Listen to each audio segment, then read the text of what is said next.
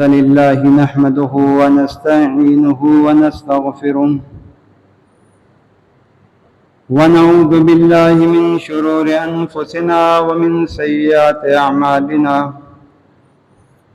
من يهده الله فلا مضل له ومن يضلله فلا هادي له وأشهد أن لا إله إلا الله وحده لا شريك له وأشهد أن محمدًا عبده ورسوله أما بعد فإن خير الحديث كتاب الله وخير الهدي هدي محمد صلى الله تعالى عليه وسلم وشر الأمور محدثاتها وكل محدثة بدعة وكل بدعة ضلالة وكل ضلالة في النار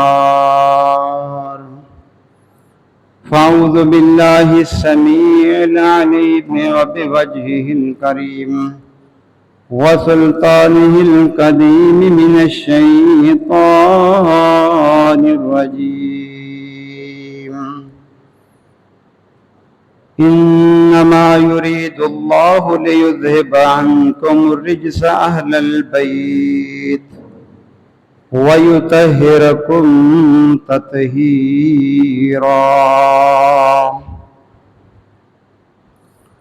رب اشرح لي صدري ويسر لي أمري واحلل عقدة من لساني يفقهوا قولي اللهم انفعنا بما علمتنا وعلمنا ما ينفعنا وزدنا علما سبحانك لا علم لنا إلا ما علمتنا إنك أنت العليم الحكيم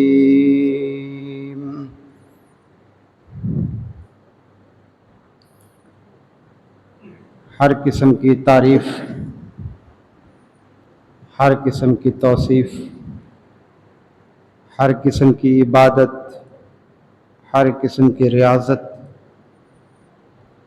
ہر قسم کی بڑائی، کبریائی، یکتائی، تنہائی اللہ رب العالمین، اللہ احسن الخالقین، اللہ ارحم الراحمین، اللہ عز و جل کے لیے جو پوری کائنات کا اکیلا ہی سچا معبود ہے، اور درود و سلام سید الانبیاء، امام الانبیاء، امام الہدیٰ، حبیب اللہ احمد مجتبیٰ جناب محمد الرسول اللہ صلی اللہ علیہ وآلہ وسلم کی ذات گرامی پر حمد و ثنا کے بعد اسلامی سال کا پہلا مہینہ ماہ محرم شروع ہو چکا ہے،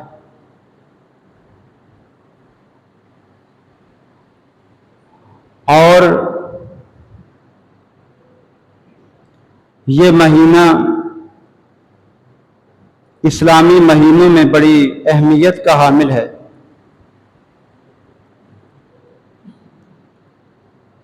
اس اعتبار سے نہیں جس اعتبار سے ہم نے مشہور کر رکھا ہے۔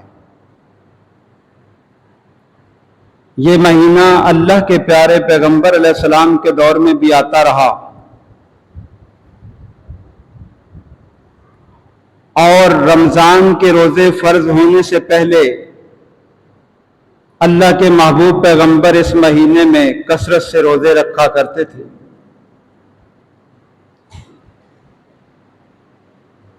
اور اللہ کے محبوب پیغمبر نے اس مہینے کی فضیلت بیان کرتے ہوئے فرمایا کہ افضل الصیام بعد الفریضۃ صیام المحرم شہر اللہ المحرم۔ اے لوگوں، ماہ رمضان کے بعد جس مہینے کے روزے سب سے زیادہ افضل ہیں وہ اللہ کے مہینے محرم کے ہیں۔ حدیث مبارکہ کے اندر ذرا غور کرنے کی ضرورت ہے۔ مہینے سب اللہ کے بنائے ہوئے ہیں، لیکن صرف شہر اللہ حدیث مبارکہ میں اگر کسی مہینے کو کہا گیا ہے تو وہ ماہ محرم کو کہا گیا۔ اس سے اس کی اہمیت، اس سے اس کی فضیلت اور مقام واضح ہوتا ہے۔ حافظ ابن حجر اسقلانی رحمہ اللہ نے گفتگو کرتے ہوئے لکھا ہے کہ یہ شہر اللہ کہہ دینا ہی اس مہینے کی عظمت کے لیے کافی وافی ہے۔ یہ مہینہ اللہ کے نبی کے دور کے اندر آیا، صحابہ کے دور کے اندر آیا، علی المرتضیٰ کے دور میں آیا، حسن و حسین کے دور میں آیا، ائمہ اربعہ کے دور کے اندر آیا، تابعین کے دور میں آیا، تبع تابعین کے دور کے اندر آیا، لیکن آج اس مہینے میں جو ہم عمل کرتے ہیں ایسا مہینہ ہمیں کبھی نظر نہیں آیا۔ اس حوالے سے ایک مسلمان کو بہت محتاط رہنے کی ضرورت ہے، اس لیے کہ دین اللہ کے نبی پر مکمل ہو گیا۔ آپ نے جس مہینے میں جو عمل کیے ہیں ایک مومن کو وہی کرنے کا حکم ہے، اور جس سے منع کیا ہے اس سے بچنے کا حکم ہے۔ لیکن یا تو ہماری کم علمی ہے، یا پھر ہم دین کے بارے میں پہلے لوگوں کے پیروکار بن گئے ہیں کہ جس طرح انہوں نے دین میں غلو کرنا شروع کر دیا ہم نے بھی وہی سلوک شروع کر دیا۔ اس حوالے سے حقیقت کو جاننا بہت اہم ہے۔ ہمارے بارے میں اس وقت معاشرے میں یہ بات مشہور کی جاتی ہے کہ جی اہل حدیث اہل بیت کو نہیں مانتے، ان کی فضیلت بیان نہیں کرتے، ان کا مقام اور مرتبہ لوگوں کو نہیں بتاتے۔ کیا یہ صحیح بات ہے؟ اس کے بارے علامہ احسان الہی ظہیر رحمت اللہ علیہ فرمایا کرتے تھے، اوروں سے کہا تم نے، اوروں سے سنا تم نے، کبھی ہم سے کہا ہوتا، کبھی ہم سے سنا ہوتا۔ آپ جانتے ہیں اس مسجد کے اندر جہاں صدیق اکبر کی فضیلت بیان ہوتی ہے، جہاں عثمان غنی کا مقام بیان ہوتا ہے، جہاں عمر فاروق کی عظمت بیان ہوتی ہے، وہاں علی المرتضیٰ کا بھی مقام بیان ہوتا ہے، وہاں حسن و حسین کا بھی مقام اور مرتبہ بیان کیا جاتا ہے، وہاں سیدہ فاطمہ الزہرا کی بھی فضیلت کا اعتراف اور بیان کی جاتی ہے۔ معلوم ہوا کہ ہمارے بارے میں جو لوگوں کا یہ پروپیگنڈا ہے یہ فضول ہے، اس کی کوئی حقیقت نہیں۔ جتنا احترام اہل سنت اہل بیت کا کرتے ہیں، میں کہتا ہوں رب کعبہ کی قسم کوئی اور کرتا ہی نہیں ہے اہل بیت کا احترام اتنا۔ اور جو اہل بیت کا احترام نہیں کرتا، جو اہل بیت کی عزت نہیں کرتا، اللہ اسے مومن مانتا ہی نہیں۔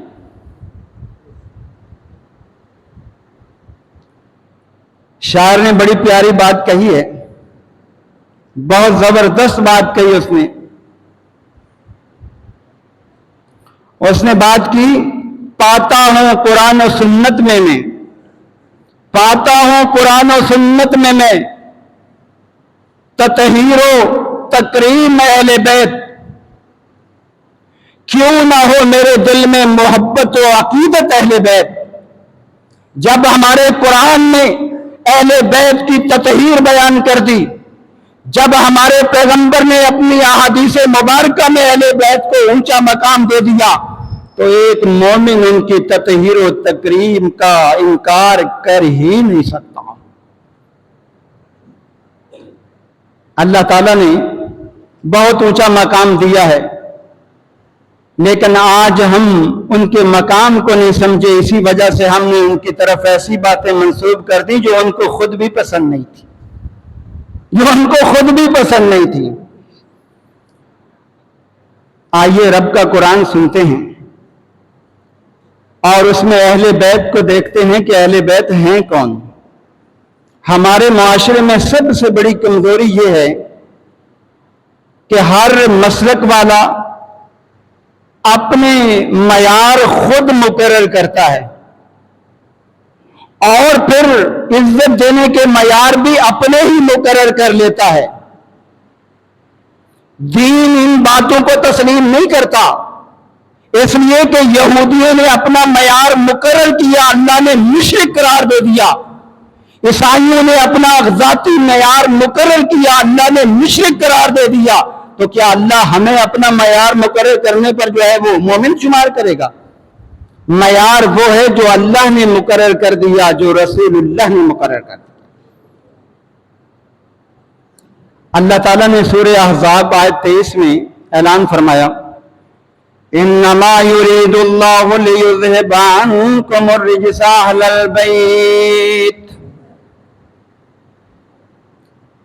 اے اہل بیت، اللہ چاہتا ہے کہ تمہیں پاک اور صاف کر دے۔ اللہ کی چاہت یہ ہے اللہ ساری ناپاکیاں، ساری پلیدگیاں آپ سے دور کر دے۔ وَيُطَهِّرَكُمْ تَطْهِيرًا، اور اللہ چاہتا ہے تمہیں بالکل پاک اور صاف بنا دے۔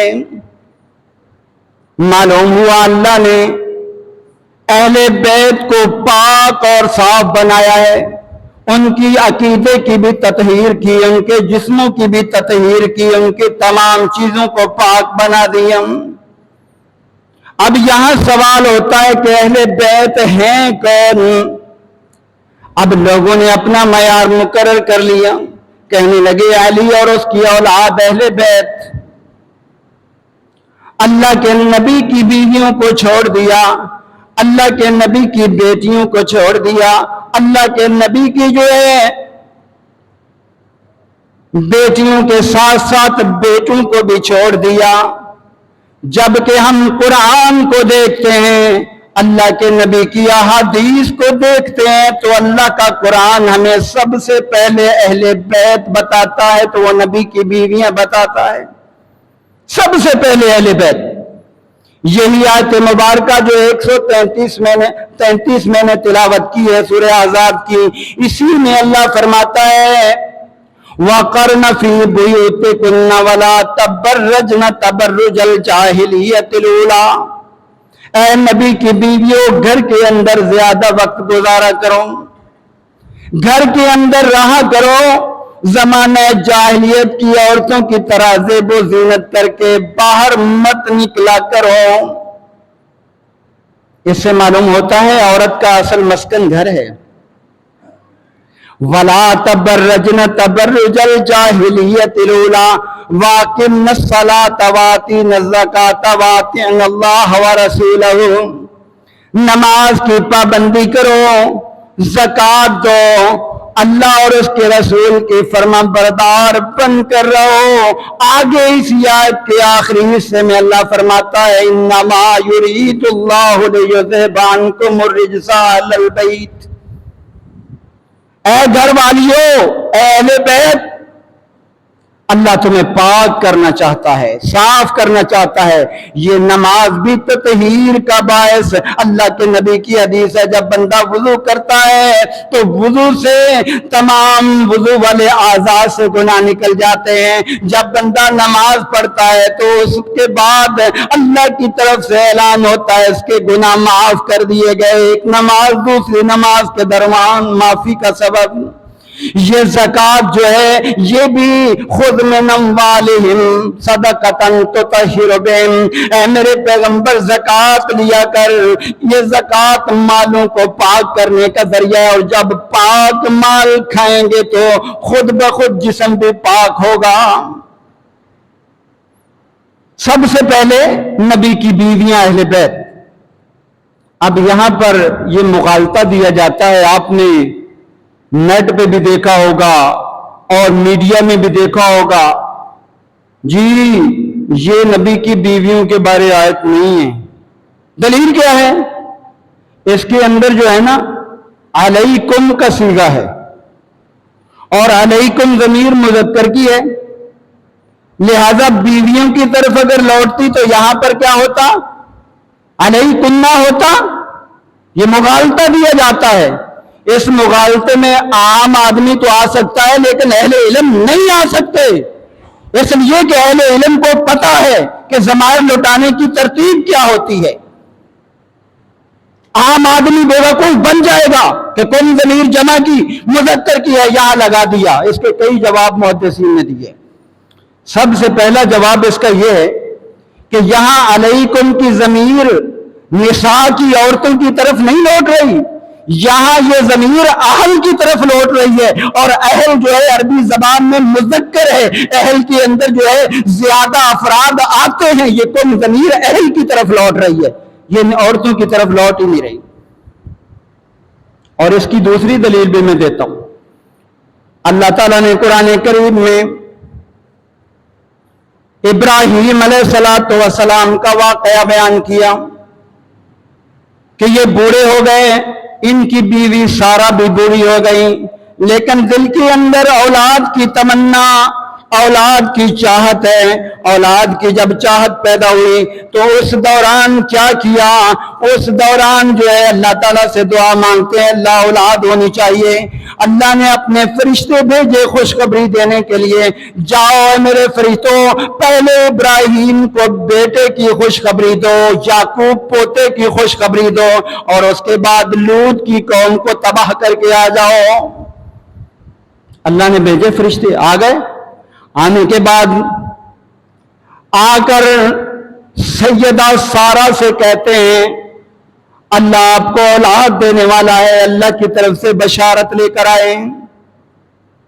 وہ کہنے لگی اَعَلِدُ وَأَنَا عَجُوزٌ وَهَذَا بَعْلِي شَيْخًا، اے بتانے والوں کیا بات بتا رہے ہو، کیا خوشخبری سنا رہے ہو؟ میں خود بوڑھی ہو چکی، میرا شوہر بھی بہت زیادہ بوڑھا، ہمارے ہاں اولاد کیسے پیدا ہوگی؟ اللہ تعالیٰ نے فوراً فرشتوں کی زبانی یہ جملہ کہلوایا اور ہمارے لیے قرآن بنا دیا۔ کیا فرمایا؟ قالوا اتعجبین من امر اللہ، سارے فرشتوں نے کہا بیک زباں ہو کر، قالو جمع کا صیغہ، تم اللہ کے معاملے پہ تعجب کرنے لگ گئی ہو سارا؟ اللہ نے کتنی خیر و برکات تمہیں عطا کری، تمہیں ابھی یقین نہیں آیا کہ اللہ ابھی بھی اولاد دینے پر قادر ہے؟ رحمت اللہ وبرکاتہ علیکم، علیکم، جہاں ادھر کم ہے تو یہاں پر بھی کم ہے۔ یہاں یہ دلائل یاد کر لو اور ان کے منہ پہ مارو، تم ہمیں غلط تشریح کر کے بتا رہے ہو۔ فرمایا تعجبین من امر اللہ، اے سارا کیا اللہ کے معاملات میں تعجب کرنے لگ گئی ہو؟ رحمت اللہ وبرکاتہ علیکم، اللہ کی رحمت و برکات تمہارے اوپر نازل ہو رہی ہیں۔ یہاں سیدہ سارہ ایک، ابراہیم خلیل اللہ دو، اور عربی زبان میں اگر یہ ضمیر ڈائریکٹ ان کی طرف لوٹائی جائے تو پھر تسنیہ کی ضمیر ہونی چاہیے تھی، لیکن جمع کی آئی۔ جمع کی کیوں آئی؟ اس لیے کہ یہاں اہل بیت مراد تھے، اور آگے اللہ نے فرمایا اہل البیت انہ حمید مجید، اے اہل بیت تمہارے اوپر اللہ کی رحمت و برکات نازل ہوں، تم اللہ بڑا تعریف کیا گیا، بزرگی والا ہے۔ معلوم ہوا اللہ نے ابراہیم علیہ السلام کی بیوی کو بھی اہل بیت کہا۔ جب ابراہیم علیہ السلام کی بیوی ابراہیم کی اہل بیت بن سکتی ہے تو محمد رسول اللہ کی بیویاں کیوں اہل بیت نہیں بن سکتی؟ دھوکہ مت کھایا کرو، نبی کی بیویاں زیادہ اہم ہیں، اس لیے کہ النبی اولا بالمؤمنین من انفسہم وازواجہ امہاتہم، اللہ فرماتا ہے یہ نبی تمہارے نفسوں سے بھی زیادہ تمہارے لیے اہم ہے، تمہاری جانوں سے بھی زیادہ اہم ہے، اور اس نبی کی بیویاں بھی اہم ہیں، وہ ساری جو ہے وہ کیا ہیں؟ تمہاری مائیں ہیں۔ ماں کا جس طرح احترام کرنا ہے اس طرح نبی کی بیویوں کا احترام کرنا ہے، اور جو نبی کی بیویوں کا احترام نہیں کرتا اللہ اسے مومن بھی نہیں مانتا۔ دو دلائل ہو گئے، اور بھی بہت سارے دلائل موجود ہیں۔ مثلا موسیٰ علیہ السلام نے جب آگ دیکھی تھی نا، شعیب علیہ السلام کے پاس سے واپس آ رہے تو اپنی بیوی سے کہا تھا لِأَهْلِهِ، اپنی بیوی سے کہا، اہل بیت، اے گھر والی ذرا ٹھہرو، مجھے آگے سے آگ نظر آ رہی ہے، ہو سکتا ہے میں وہاں سے کچھ آگ لے آؤں تاکہ ہم ذرا سردی کم کر لیں یا کوئی راستہ معلوم کر لوں۔ اسی طرح حضرت ایوب علیہ السلام، جب اللہ تعالیٰ نے ان کو صحت دی، اس کے بعد اللہ تعالیٰ نے کیا فرمایا ان کے بارے؟ وَآتَيْنَاهُ أَهْلَهُ وَمِثْلَهُمْ مَعَهُمْ، ہم نے جب صحت دی ایوب علیہ السلام کو تو ان کو بیوی بھی عطا کر دی اور بچے بھی عطا کر دیے۔ ہماری اردو زبان میں بھی جب کہتے ہیں نا اہل عیال، تو اہل میں سب سے پہلے بیوی آتی۔ ہم جب کارڈ بھیجتے ہیں ماں اہل و عیال، کیا اس میں یہ ہوتا ہے کہ عورت بیوی نہیں آئے گی؟ وہ سب سے بڑا بے سمجھ انسان ہے جو نبی کی بیویوں کو نبی کا اہل بیت نہیں مانتا۔ اور اس کے بعد دوسرے نمبر پر نبی کی ساری اولاد جو ہے وہ اہل بیت ہے، نبی کی بیویاں اہل بیت۔ اس پہ اور بھی دلیل موجود ہے۔ مثلا سیدہ زینب کی جب شادی ہوئی، اللہ کے نبی نے بڑی دعوت کی، صحیح بخاری میں بڑا تفصیلی واقعہ آتا ہے، بڑی شاندار دعوت کی، کھانا کھلایا۔ کھانا کھلانے کے بعد اللہ کے نبی زینب کے پاس جانے سے پہلے اپنی بیویوں کے پاس چکر لگاتے ہیں، اور سب سے پہلے اللہ کے نبی جو ہے سیدہ عائشہ کے حجرے میں جاتے ہیں اور جا کر کہتے ہیں السلام علیکم اہل البیت ورحمت اللہ، اے میرے گھر والی تیرے اوپر سلامتی ہو۔ جس کو نبی اپنی زبان سے اہل بیت کہہ دے اس کو اہل بیت نہ ماننے والا دین سے خارج ہو جاتا ہے، اہل البیت۔ اور آگے سے سیدہ عائشہ نے بھی جواب دیا وعلیکم السلام ورحمت اللہ۔ آگے سے پھر اور سوال کر لیا وَكَيْفَ وَجَدْتَ أَهْلَكَ، اللہ کے نبی آپ نے جو نئی شادی کی ہے نا، اپنی نئی بیوی دلہن بنائی ہے، ان کا حال سناؤ کیسا ہے؟ وہاں بھی اہل کا لفظ استعمال ہوا۔ حوالہ یاد کر لو، صحیح بخاری 4797 حدیث ہے، یہ وہاں پر جا کر جو ہے وہ دیکھ سکتے ہیں۔ تو اللہ کے پیغمبر کی بیویاں ساری اہل بیت اور آپ کی ساری اولاد اہل بیت۔ اب بڑا تعجب اس بات پہ ہوتا ہے کہ نبی کی بیٹی صرف فاطمہ کو مشہور کیا جاتا ہے، باقی اللہ کے نبی کی 3 بیٹیاں سیدہ زینب، سیدہ رقیہ، سیدہ ام کلثوم، 3 بیٹیاں، اور ان کو نبی کی بیٹیاں ہی نہیں مانا جاتا۔ جی کیا ہے جی؟ وہ پہلے شوہر سے تھی، نعوذ باللہ من ذالک، نعوذ باللہ من ذالک، وہ کافر کی بیٹیاں تھیں، نعوذ باللہ من ذالک۔ اتنا بڑا الزام ہے، اگر آج کے ذاکر کے اوپر یہ لگے تو اس کو پتا چلے کتنا بڑا الزام ہے یہ۔ نبی کی جو بیٹیاں ہیں ان کو بیٹیوں سے نکال دیا۔ اگر نکالنا ہوتا بیٹی یا بیٹے سے، اللہ خود قرآن میں نکال دیتا۔ زید کو اللہ کے نبی کے دور میں زید ابن محمد لوگ کہنے لگ گئے تھے، یہ محمد کا بیٹا ہے، منہ بولا بیٹا ہے۔ اللہ تعالیٰ نے فوراً آیت اتار دی ما كان محمد أبا أحد من رجالكم ولكن رسول اللہ وخاتم النبیین. محمد تم میں سے کسی مرد کے باپ نہیں، آپ کی نرینہ اولاد فوت ہو گئی، لہذا یہ زید کے ابو محمد نہیں ہے. زید کی ولدیت جو ہے اللہ نے فوراً جو ہے زید بن حارثہ کی طرف منتقل کر دی، اور زینب رقیہ جو ہے ان کے بارے خاموشی کی اختیار کر لی. غور کیا آپ نے؟ خاموشی کیوں اختیار کر لی؟ اور اللہ قرآن میں فرماتا ہے ادعوہم لآبائہم ادعوہم لآبائہم هو اقسط عند اللہ. لوگوں کو ان کے باپوں کے نام سے پکارا کرو، لڑکیوں کو ان کے باپ کے نام سے پکارا کرو، کسی اور کی طرف منسوب نہ کیا کرو. اللہ کے ہاں یہ انصاف والا طریقہ ہے، یہ انصاف والا طریقہ ہے اللہ کے ہاں. تو معلوم ہوا جو کہتے ہیں کہ زینب اللہ کے نبی کی بیٹی نہیں تھی، یا ام کلثوم یا رقیہ، یہ سراسر الزام ہے، سراسر الزام. اللہ کے نبی کی بیٹیاں، آپ نے سب سے پہلی بیٹی کی شادی سید ابو العاص رضی اللہ تعالیٰ عنہ سے کی.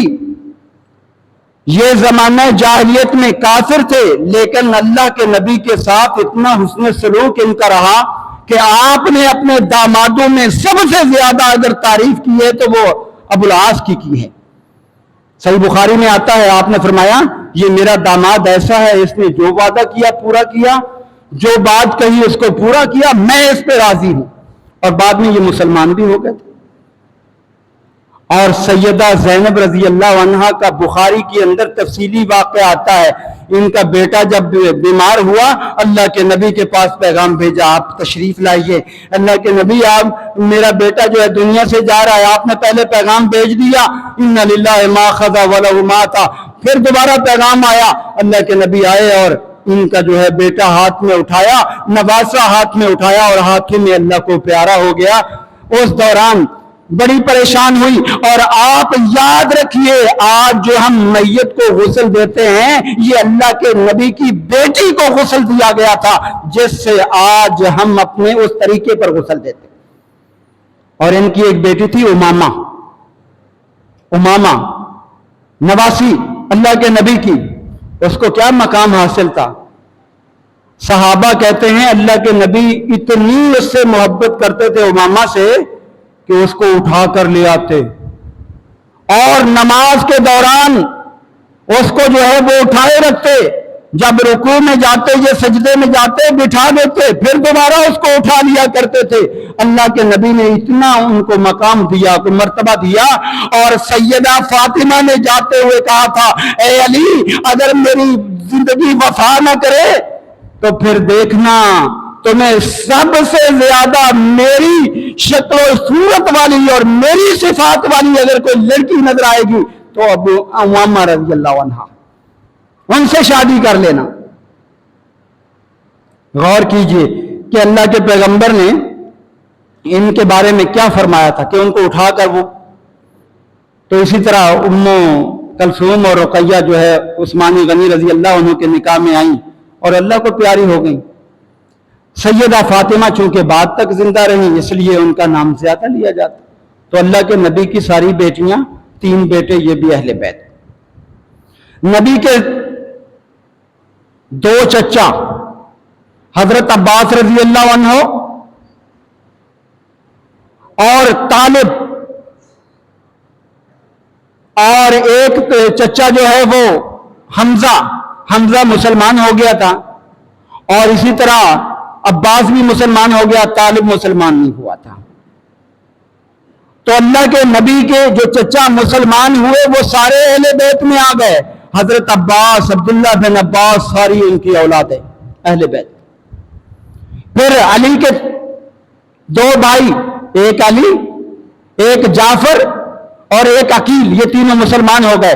اور طالب جو ہے یہ مسلمان نہیں ہوا تھا، جس کے نام پر ابو طالب نے اپنی کنیت رکھی تھی، لہذا وہ اہل بیت میں شامل نہیں. یہ تینوں اور ان کی اولادیں اہل بیت کہلائیں.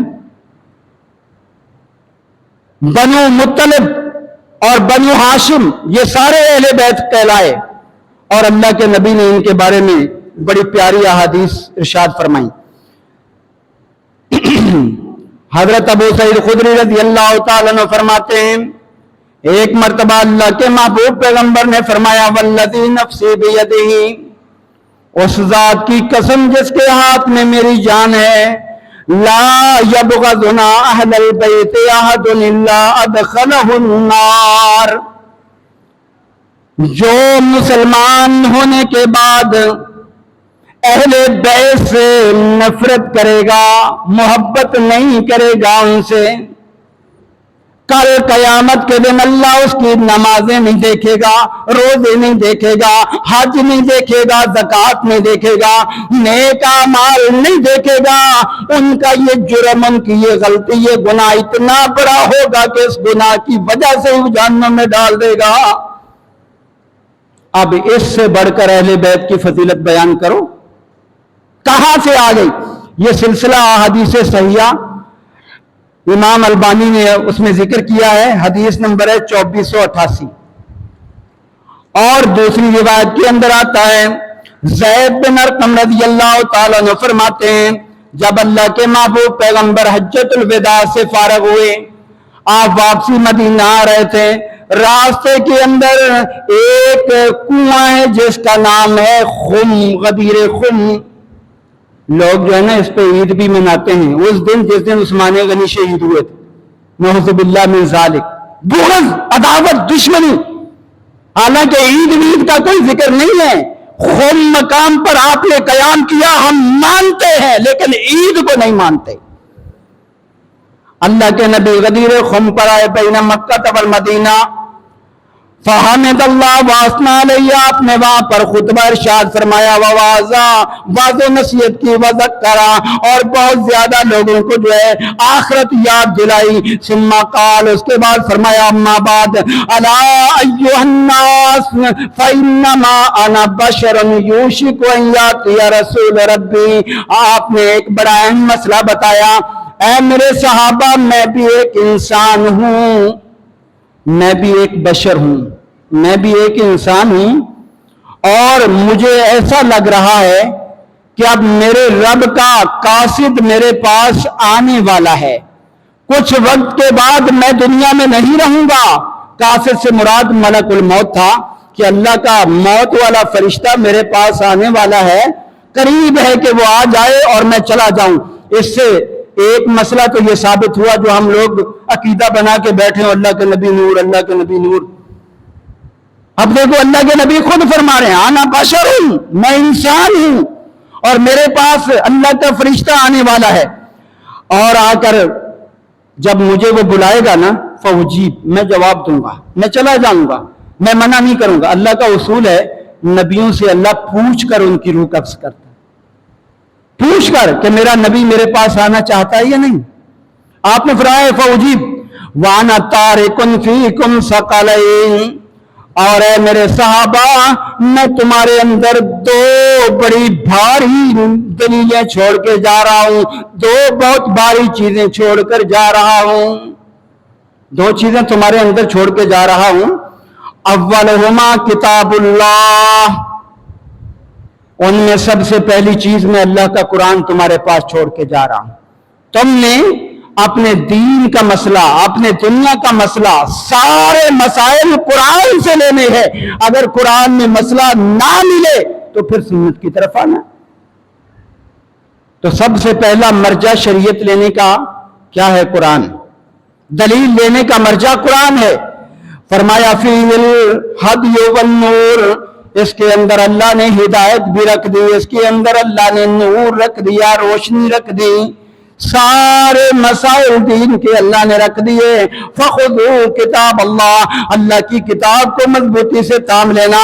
واستمسکوا بہ، اور اس کو جو ہے مضبوطی کے ساتھ پکڑ لینا. مطلب یہ تھا کہ اپنے دین کے معاملات قرآن سے لینے کی ہر ممکن کوشش کرنا، قرآن سے مسائل. فحث علی کتاب اللہ ورغب فی، آپ نے کتاب اللہ کے بارے بڑی رغبت دلائی، بڑی رغبت دلائی، لیکن ہم مسلمانوں میں وہ رغبت پھر بھی نہ آئی. حجۃ الوداع کے موقع پر سب سے زیادہ اللہ کے نبی نے فرمایا قرآن کو پڑھنا، قرآن کو سمجھنا، قرآن کی تفسیر پڑھنا، قرآن کے مفاہیم کو سمجھنا، یہ ہمارے نبی کی وصیت ہے، یہ ہمارے نبی کی نصیحت ہے، اور آج اس نصیحت کو اپنانے والے بہت کم ہیں۔ اللہ کے بندو اس معاملے میں غور کرو، قرآن سیکھنے کی ہر ممکن کوشش کرو۔ اور دوسرے مقام پر آپ نے فرمایا وَأَهْلُ بَيْتِي، اہل بیت میں تمہارے درمیان چھوڑ کے جا رہا ہوں، وَذَكِّرُكُمُ اللَّهَ فِي أَهْلِ بَيْتِي، میں تمہیں اہل بیت کے بارے میں اللہ سے ڈرا رہا ہوں، ان کی حق تلفی نہ کرنا، ان کے ساتھ برا سلوک نہ کرنا، ان کو برے الفاظ سے یاد نہ کرنا، ان کے ساتھ پیار محبت سے پیش آنا۔ 3 مرتبہ آپ نے یہ جملہ دہرایا، اذکرکم اللہ، اذکرکم اللہ۔ اب حسین جو ہے نا اس حدیث کے راوی ہیں، زید بن ارقم سے نے جب حدیث بیان کی، انہوں نے کہا کہ بھائی مجھے اہل بیت تو بتاؤ، کون ہے اہل بیت؟ کیا اللہ کے نبی کی بیویاں اہل بیت ہیں؟ تو فوراً زید بن ارقم کہنے لگے نساؤہ من اہل بیتہ، جو صحابی ہے وہ زیادہ جانتا ہے یا 1400 سال کے بعد کا مولوی زیادہ جانتا ہے؟ انہوں نے کہا اللہ کے نبی کی ساری بیویاں جو ہے وہ اہل بیت ساری۔ اس کے بعد کیا کہا اور کون کون اہل بیت میں شامل ہیں؟ آگے سے زید بن ارقم نے جواب دیا آل علی ساری کی ساری اہل بیت، آل عقیل ساری کی ساری اہل بیت، آل جعفر ساری کی سارے اہل بیت۔ یہ حدیث کے الفاظ ہے، اور مسلم کی حدیث ہے 6525۔ حوالہ بھی نوٹ کرو، جو سچا آدمی ہوتا ہے وہ حوالہ دیتا ہے، یا قرآن کا یا حدیث کا، وہ ایسے عائشہ کتابیں جو نہیں بتاتا۔ جا کے دیکھو حدیث کے اندر یہ الفاظ موجود ہیں کہ یہ اہل بیت ہے، تو معلوم ہوا کہ اہل بیت یہ جن کو اللہ کے نبی نے قرار دیا وہی اہل بیت ہے۔ اس کے اندر اللہ کے نبی کی بیویاں، آپ کی اولاد، عباس رضی اللہ عنہ کی ساری آل اولاد، اور علی کی، عقیل کی اور جعفر کی اولاد، بنو ہاشم اور بنو مطلب، یہ سارے اہل بیت ہیں۔ ان سب کا اونچا مقام ہے، اور میں پتہ یہاں کیا کرتا ہوں، میں کہا کرتا ہوں ان کو ایک فضیلت زیادہ حاصل ہے۔ کس اعتبار سے؟ اسلام لانے میں وہ سارے مسلمان برابر، پھر صحابی ہونے میں صحابہ کے ساتھ مشترک، سارے صحابہ یہ بھی صحابی بنے، لیکن ایک اور فضیلت جو انہیں ممتاز کرتی ہے وہ یہ ہے کہ یہ اللہ کے نبی کے اہل بیت بن گئے، یہ اور زیادہ فضیلت ہوگی۔ یہ ایک اضافی فضیلت اہل بیت کی ہے، کیونکہ اللہ کے پیغمبر نے فرمایا تھا، آپ نے ایک مرتبہ جو ہے وہ صحابہ فرماتے ہیں کہ جب یہ آیت مبارکہ نازل ہوئی نا کہ فَقُلْ تَعَالَوْا نَدْعُ أَبْنَاءَنَا وَأَبْنَاءَكُمْ وَنِسَاءَنَا وَنِسَاءَكُمْ وَأَنفُسَنَا وَأَنفُسَكُمْ، نجران کے عیسائی آئے سن 10 ہجری میں، اور اللہ کے نبی سے جو ہے نا گفتگو کی، عیسیٰ علیہ السلام کے بارے میں آپ نے بڑے مدلل جواب دیے۔ جب جواب دیے تو ان کو آگے سے کوئی جواب نہ بن پڑا، تو وہ کہنے لگے ہم مباہلہ کرتے ہیں۔ آپ نے فرمایا ٹھیک ہے، ہم مباہلہ کرتے ہیں۔ مباہلہ کا مطلب ہوتا ہے کہ سامنے والے کا بھی اپنا خاندان، ادھر کا بھی خاندان، اور یہ کہیں اللہ جو سچا ہے اس کو برقرار رکھنا، اور جو جھوٹا ہے اللہ اس پر اپنی لعنت فرما۔ یہ مباہلہ ثابت ہے۔ جب اس نے کہا مباہلہ کرتے ہیں، اللہ کے محبوب پیغمبر نے فوری طور پہ علی کو بلا لیا، فاطمہ کو بلا لیا، حسن و حسین کو بلا لیا، اور اپنی چادر کے اندر ڈال کر اور کیا فرمایا وَدَعَا رسول اللہ صلی اللہ علیہ وسلم علیًا وفاطمة وحسنا وحسینا فقال اللہم ہؤلاء اہل بیتی۔ ہم اس لیے ان سب کو اہل بیت مانتے ہیں، اللہ کے نبی نے خود انہیں اپنے اہل بیت قرار دیا۔ آپ نے فرمایا یہ میرے اہل بیت، یہ میرے گھر والے ہیں، یہ میرے خاندان والے ہیں، اور عبداللہ بن عمر فرماتے ہیں اللہ کے نبی نے فرمایا کل سبب و نسب منقطع یوم القیامہ الا سببی و نسبی، قیامت کے دن ساری رشتہ داریاں ٹوٹ جائیں گی، ختم ہو جائیں گی، لیکن واحد میری رشتہ داری ہوگی جو وہاں برقرار رہے گی، وہاں بھی میری رشتہ داری برقرار رہے گی۔ اور اسی حدیث کو سامنے رکھتے ہوئے عمر رضی اللہ عنہ نے حضرت علی سے مطالبہ کیا تھا کہ اپنی بیٹی جو ہے نا اس کا نکاح، ام کلثوم نام تھا، ان کا نکاح مجھ سے کر دو۔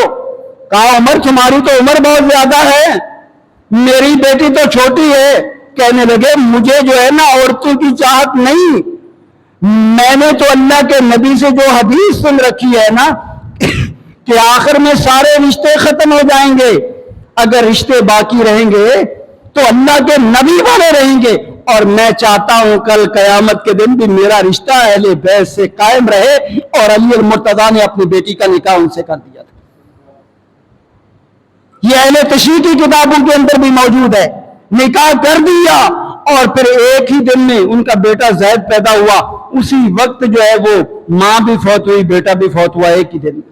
جعفر صادق سے سوال کیا گیا تھا ایک مرتبہ، امام جعفر صادق سے سوال کیا گیا اگر جو ہے ماں اور بیٹا ایک وقت میں فوت ہو جائے تو بیٹا وراثت کا حقدار بنے گا یا نہیں؟ انہوں نے یہ دلیل پیش کی تھی، یہی دلیل کہ عمر رضی اللہ عنہ کے نکاح میں جو ام کلثوم گئی تھی اس کا اور بیٹا بھی اور وہ بھی ایک ہی دن فوت ہوئے تھے، لہذا کوئی ایک دوسرے کا وارث نہیں بنا۔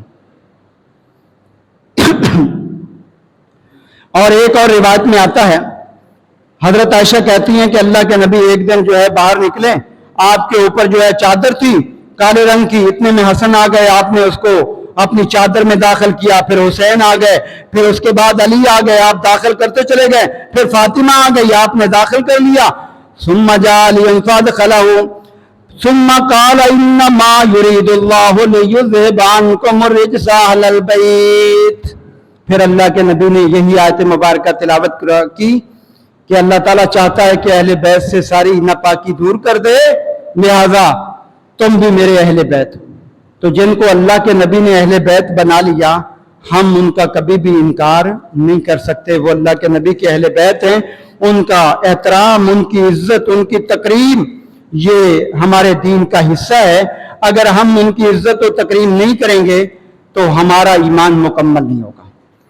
لیکن اہل بیت کی اصل جو ہے وہ محبت کیا ہے، آج ہم ان کی وہ محبت نہیں سمجھے۔ ابراہیم علیہ السلام کے بارے آپ سنتے رہتے ہیں، یہودی کہتے تھے ہم ابراہیم کو ماننے والے، ابراہیم ہمارے پیارے ہیں۔ عیسائی کہتے تھے ہم ابراہیم کو ماننے والے ہیں، ابراہیم ہمارے ہیں۔ اللہ نے فیصلہ کیا، اللہ نے فیصلہ کیا، کیا فیصلہ کیا؟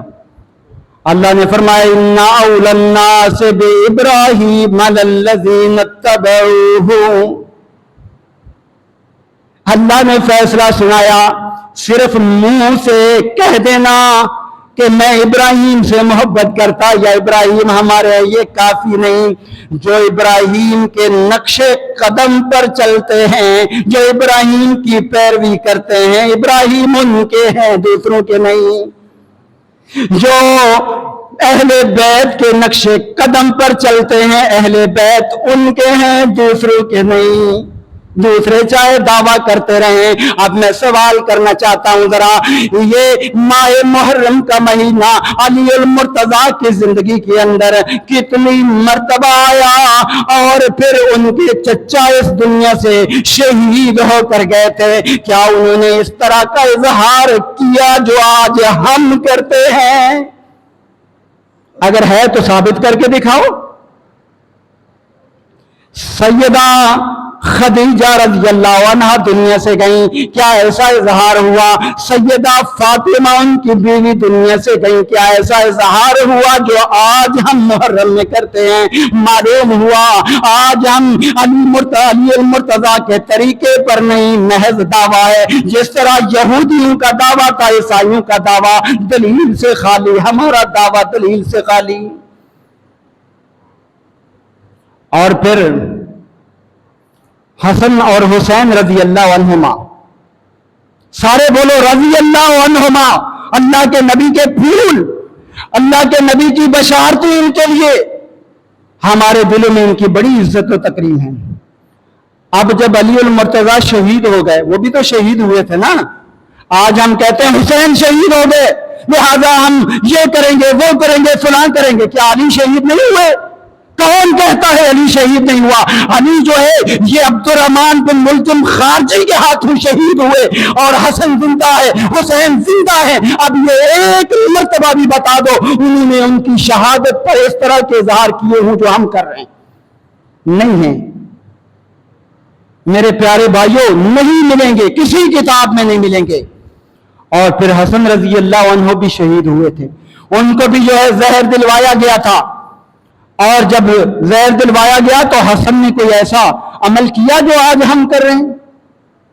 پیارے بھائیوں، یہ محض لوگوں کی ایجادات ہیں، یہ دین کا حصہ نہیں۔ اگر دین کا حصہ ہوتا تو اللہ کے نبی کے دور کے اندر ہوتا، نبی کے دور کے بعد جو بات آئی ہے وہ دین نہیں بن سکتی۔ اور پھر حسن رضی اللہ عنہ کی ذرا مصلحت کو دیکھو، پیار اور محبت کو دیکھو، کتنی عظیم شخصیت تھی۔ مسلمانوں کی دو بڑی جماعتیں اللہ نے ان کے ذریعے صلح کروائی، نبی کریم نے جو بشارت دی وہ پوری ہوئی۔ معاویہ کے ہاتھ پر انہوں نے بیعت کی، حسین رضی اللہ عنہ کو بیعت کروائی، سعد بن عبادہ کمانڈر کو بیعت کروائی۔ مسلمانوں کا اختلاف ختم کرنے میں حسن کا کردار تھا، یہی وجہ ہے آج حسین حسین ہوتا ہے۔ حسن کی بات اسی لیے نہیں ہوتی کہ وہ صلح کا پیغام لے کر آئے تھے، اور جو صلح کا پیغام ماننے والے ہیں وہ اہل سنہ ہے، اور جو نفرت پھیلانے والے ہیں وہ دوسرے ہیں۔ اگر حسین بھی جو ہے ائمہ میں سے ہے، پھر ان کی کیوں اتنی عزت و تکریم نہیں ہوتی؟ ان کے بارے کیوں اتنی فضیلت بیان نہیں ہوتی؟ صرف انہوں نے یہ کیا تھا کہ معاویہ سے صلح کر لی تھی، اور جب تک وہ زندہ رہے صلح برقرار رہی، اور جب وہ دنیا سے چلے گئے حسین رضی اللہ عنہ کو لوگوں نے ابھارا، اب بیعت توڑ دو۔ معاویہ سے کہنے لگے نا انہو امامی، میں معاویہ کو اپنا امام مانتا ہوں۔ معاویہ کو حسین امام مانے اور آج کا مسلمان اسے کافر قرار دے، کیا اپنے امام کی بات پر اعتبار نہیں؟ غور کرو، سوچو، تدبر کرو۔ حضرت حسین رضی اللہ تعالیٰ عنہ سن 61 ہجری میں شہید ہوتے ہیں۔ ان کی شہادت کا واقعہ موقع ملا تو بیان کروں گا، لیکن مختصر آپ کو بتانا چاہتا ہوں۔ سن 61 ہجری میں، کیونکہ 60 ہجری تک معاویہ نے حکومت کی، سب سے لمبی حکومت جو صحابہ میں کی ہے نا معاویہ نے کیا۔ سن 41 ہجری سے لے کر سن 60 ہجری تک بلا شرکت غیر پوری امت مسلمہ کی جو ہے حکومت معاویہ نے سنبھالی۔ 61 ہجری میں یزید جو ہے وہ ان کا جانشین بنا، اور یہ واقعہ جو بہت ہی پریشان کن ہے، غم زدہ ہے، ہم اس کو پسند نہیں کرتے، لیکن اللہ تعالیٰ کی جو تقدیر ہے وہ ہو کے رہتی ہے، اللہ کا لکھا ہوا فیصلہ ہو کر رہتا ہے۔ اللہ تعالیٰ نے ایسے ہی لکھا تھا۔ 61 ہجری کے اندر یہ حسین رضی اللہ عنہ شہید کر دیے گئے۔ انا للہ و انا الیہ راجعون۔ اللہ تعالیٰ حسین رضی اللہ عنہ کے اور درجات بلند فرمائے، مرتبہ اور بلند فرمائے۔ میں آپ کو جو مسئلہ اصل سمجھانا چاہتا ہوں کہ سن 61 ہجری میں یہ دنیا سے چلے گئے۔ ان کے خاندان کا ایک ہی فرد باقی بچا جو زین العابدین تھا مردوں میں، باقی سارے شہید کر دیے گئے۔ جب یہ زین العابدین، یہ اس کو بیمار کربلا کہا جاتا ہے، یہ بیمار تھے، ان کو چھوڑ دیا گیا۔ اب یہ زین العابدین جب وہاں کوفہ کی گلیوں سے ان کو لے جایا جا رہا تھا تو کوفہ والوں نے اسی ٹائم جو ہے نا ہائے ہائے وائے وائے شروع کر دی، ماتم شروع کر دیا۔ تو انہوں نے سر اٹھا کر اوپر کہا ان ہؤلاء یبکون، یہ کوفہ والے جو ہے نا یہ رو رہے ہیں، ماتم کر رہے ہیں، تو ہمیں قتل کس نے کیا ہے؟ یہ بھی تو ہمیں بتایا جائے۔ خود قتل کرنے والے اور خود رونے والے، یہ کیسی بات ہے؟ فمن قتلنا غیرہم، یہ احتجاج تبری صفحہ 156 پر لکھا ہوا ہے۔ خیر، उसके बाद ज़ैनुल आबिदीन जो है ना बड़े नेक इंसान थे, इनकी तो इतनी तारीफ है जितनी भी की जाए कम है। बड़े नेक इंसान थे, मदीना में आ गए, इबादत में ज्यादा वक्त गुजरता रहा। क्या हुआ, इन्होंने एक साल भी, माह मुहर्रम इनकी जिंदगी में भी आता रहा, एक साल भी ये अमल नहीं किए, न सबीले लगाई, न जो है जुलूस निकाले, न मातम किए, कुछ भी न किया। क्या इनको हुसैन से मोहब्बत नहीं थी बेटे को? हम जो है बड़ी ज्यादा मोहब्बत वाले, बेटे को मोहब्बत नहीं, और आज 1400 साल के बाद के लोगों को मोहब्बत हो गई। उन्होंने ये काम नहीं किया, कहीं भी साबित नहीं। फिर उसके बाद दूसरे इमाम जो आए ज़ैनुल आबिदीन के बाद, मोहम्मद बाकिर जो उनके बेटे हैं, उन्होंने नहीं किया, जाफर सादिक ने नहीं किया, मूसा काजिम ने नहीं किया, अली रजा ने नहीं किया, मोहम्मद तकी ने नहीं किया, मोहम्मद नकी ने नहीं किया, हसन अस्करी ने नहीं किया। 11 इमाम में से एक इमाम ने भी वो काम नहीं किया जो आज हम उनके नाम पर कर रहे हैं। तो फिर हमारी या तो आइम्मा दुरुस्त नहीं थे या हम दुरुस्त नहीं, वो तो ठीक थे, इसलिए कि वो कुरान और सुन्नत के पैरोकार थे। ये कब शुरू हुआ? सन 352 हिजरी में, सन 352 हिजरी में ये काम शुरू हुआ जो आज हम जिसको दीन समझ के बैठे हुए हैं, जिसको हम ईमान समझ के बैठे हुए हैं, जिस पर हम अपना पैसा पानी की तरह बहाते हैं। 352 हिजरी के अंदर मुइज़्ज़ दौला हुक्मरान बनता है, और हुक्मरान बनने के बाद ये अयाशियां शुरू करता है। आपको पता है हुक्मरान अपनी हुकूमत को बचाने के लिए लोगों को मजहबी तौर पर जो है ना किसी काम में लगाते हैं कि लोग इसमें लगे रहें और हम हुकूमत करते रहें। ये उसकी चाल थी। उसने ये इजाद किया, यानी हुसैन रज़ी अल्लाह अन्हु की शहादत के 291 साल के बाद ये नौह और मातम और ये जुलूस और ये इस तरह के मामले शुरू हुए। मेरे प्यारे भाइयों, दीन के मामले में आंखें बंद ना किया करो, खोला करो। 291 साल के बाद जो चीज आए वो दीन बन सकती है? नहीं बन सकती। इसलिए इससे बचने की कोशिश करो। ना जो है आइम्मा से साबित है, ना जो है वो अल्लाह के नबी से ये अमल साबित है, और ना ही जो बड़े बड़े इस वक्त के इमाम गुजरे हैं उनसे साबित है। अल्लाह ताला से दुआ है कि अल्लाह ताला हमें हक समझने की तौफीक दे। और आखिर में जाके मैं आपके सामने थोड़ी सी और वजाहत कर दूं। कुरान और सुन्नत में मैं देखता हूं तत्हीर व तकरीम अहले बैत। मैं कुरान में और सुन्नत में जब देखता हूं ना, बड़ी तत्हीर और तकरीम है। कैसे न मेरे दिल में हो मोहब्बत और तौकीर अहले बैत। हर दुश्मन अहले बैत करे लाख कोशिशें, धुंधला न पाएगा कभी इज्जत और तकरीम अहले बैत। उनका खमीर खूने नबूवत से गुंदा है, कितनी बुलंदियों पे है तकदीर अहले बैत। हसन की सुना पसंदी इस बात की गवाह है कि बेमिसाल है तदबीर अहले हदीस। मैशर में सरखुरुई अगर मुसलमान को चाहिए, मैशर में सरखुरुई अगर मुसलमान को चाहिए, करे दिल से मोहब्बत और तकरीम और पैरवी अहले बैत। फिर पैरवी करने से जो है ना ये मकाम मर्तबा मिलेगा।